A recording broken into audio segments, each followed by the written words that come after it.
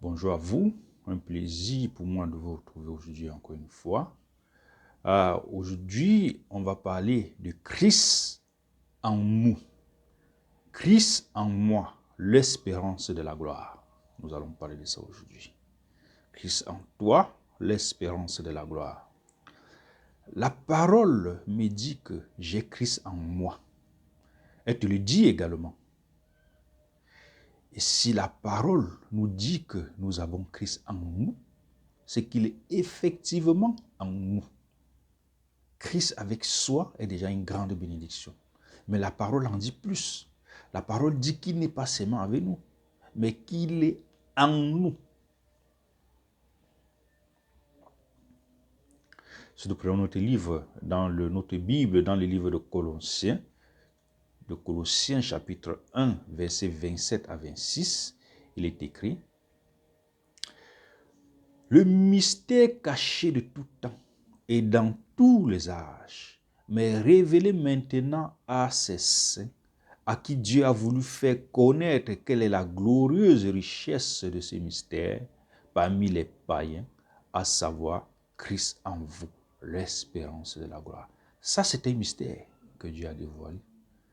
Que Christ est en nous. Il suffit de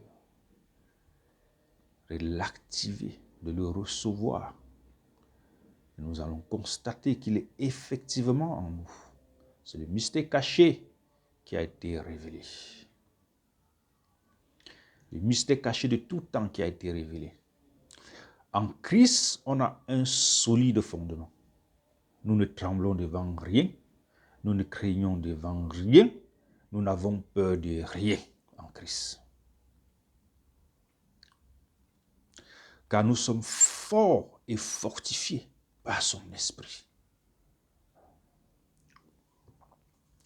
On va prendre notre Bible dans le livre de Éphésiens, chapitre 6, verset 10.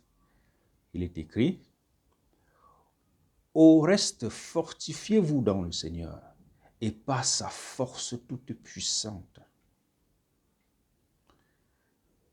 Et qu'est-ce qu'il suffit de faire pour se fortifier en Jésus et par sa force toute puissante? Ce qui suffit de faire, c'est simple. Nous allons le lire dans le livre de Romains, chapitre 10, verset 9. Si tu confesses de ta bouche le Seigneur Jésus, et si tu crois dans ton cœur que Dieu l'a ressuscité des morts, tu seras sauvé. Si tu confesses de ta bouche, et si tu crois dans ton cœur, c'est aussi simple que ça. Personne ne nous demande de porter un sac de macabo de 50 kilos. Personne ne nous demande de donner notre argent. Ça, c'est ce qui est tellement compliqué pour nous à faire. C'est difficile.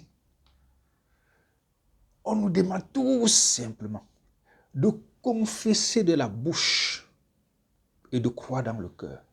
Et pour cela, mon frère, ma soeur, tu n'as pas besoin d'aller à l'église et donner ton argent. Non, non, non. Même chez toi, tu peux confesser de ta bouche et croire de ton cœur que Jésus-Christ est sauveur. C'est aussi simple que ça. Une fois que tu le fais, la toute puissance de Jésus-Christ va te fortifier. Et tu vas la ressentir, cette puissance. Tu vas ressentir comment elle te fortifie. Vous voyez comment c'est aussi simple? C'est aussi simple. C'est que parfois, les gens croient qu'il suffit d'aller à l'église, ça prend aussi beaucoup de temps. Ils disent, oh, le problème de temps, là-bas, le pasteur va te demander l'argent. Non, mon frère, ma soeur, celui-là, c'est après. C'est après, si tu veux. De chez toi, tu peux confesser de ta bouche et croire de ton cœur. Oh, que c'est aussi simple d'avoir la paix en Jésus-Christ. Jésus-Christ qui a dit, je vous laisse la paix. Je vous donne ma paix. Pas comme le monde vous la donne. Parce qu'il sait que sa paix est unique. Et il n'y a pas mieux, il n'y a pas deux. Avoir Christ en soi, c'est automatiquement avoir un ennemi. Un adversaire. Mais qui ne vous vaincra jamais. Mais qui subira toujours. Si vous avez la foi en Jésus-Christ. En celui qui est en vous. si vous avez la foi en Jésus-Christ qui est en vous, l'adversaire ne vous vaincra jamais. L'adversaire subira toujours. Car cet adversaire, c'est Dieu même qui l'a créé. Avoir la foi en Jésus-Christ, c'est croire avec son cœur et confesser avec sa bouche qu'il est Seigneur et Sauveur. Aussi simple que ça. Croire avec son cœur et confesser avec sa bouche. Rien de plus. Pas d'effort à faire, pas d'argent à donner. Aussi simple que ça. Et on est sauvé. Les choses sont aussi simples, mais la chair nous amène à voir ça aussi compliqué. Nous naissons tous pécheurs. J'en suis le premier. C'est la raison pour laquelle je demande toujours pardon à l'Éternel Dieu pour mes péchés. Il y a des péchés étant dans la chair que nous commettons sans le savoir. Nous naissons tous pécheurs. C'est la raison pour laquelle nous sommes contents de mentir, de décevoir, de blesser, de faire le mal. Tant que cela arrange nos intérêts, on n'a pas de souci à le faire. C'est parce que nous sommes pécheurs que nous sommes ainsi. Mais Jésus est venu pour sauver l'homme égaré. Car croire que le bonheur, la paix, vous savez, il y a des gens que quand vous voyez, vous croyez qu'ils sont heureux, mais ils n'ont pas de paix, ils sont malheureux. Vous avez, parfois vous voyez quelqu'un, vous pensez, vous entendez qu'il s'est suicidé, vous ne comprenez pas comment quelqu'un qui a autant d'argent, quelqu'un qui est aussi milliardaire, quelqu'un qui est bien, il se suicide. Non, c'est parce qu'il n'a pas de bonheur, il n'a pas de paix. C'est pour ça que Jésus est venu pour sauver l'homme égaré. L'homme égaré, c'est celui qui croit que le bonheur se trouve dans le mal et la malhonnêteté.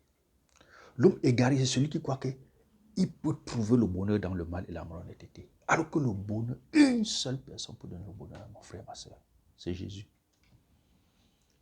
Ça, si c'était mathématique, je voulais le démontrer. Mais malheureusement, je ne peux pas démontrer ça mathématiquement. Une seule personne peut donner le bonheur sur la terre. C'est Jésus. Ne chasse pas le bonheur, frère, soeur, tu n'auras pas. Va aller chercher en Jésus, tu l'auras.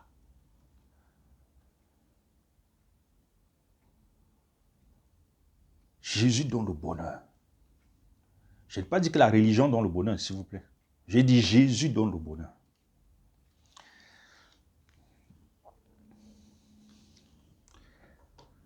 Que la grâce de notre Dieu, le seul vrai Dieu, vous protège. Que sa grâce soit avec vous. Que notre Dieu vous bénisse. Et pour ceux qui n'ont pas encore eu à faire ce qui est si simple, l'accepter comme Seigneur et Sauveur, vous n'avez pas besoin d'aller à l'église pour le faire, je vous le dis encore, vous pouvez le faire chez vous. Confesser de sa bouche et accepter dans son cœur. Pardon. Ceux qui n'ont pas encore eu la grâce de le faire, c'est à vous de le faire. C'est aussi simple que ça. Et vous recevez la vie éternelle. La Bible dit que le royaume des cieux est parmi nous. Ne croyez pas que c'est après la mort qu'on va dans le royaume des cieux. Non, non. Le royaume des cieux est déjà là parmi nous. Ça veut dire que quand tu t'approches de Dieu, tu le crains, tu fais tout pour lui plaire, tu commences à vivre le royaume des cieux sur terre. Et tu continues à aller vivre après ta mort. Le royaume des cieux, c'est pas après. C'est déjà parmi nous, la Bible le dit. Que Dieu vous bénisse. Maranatha.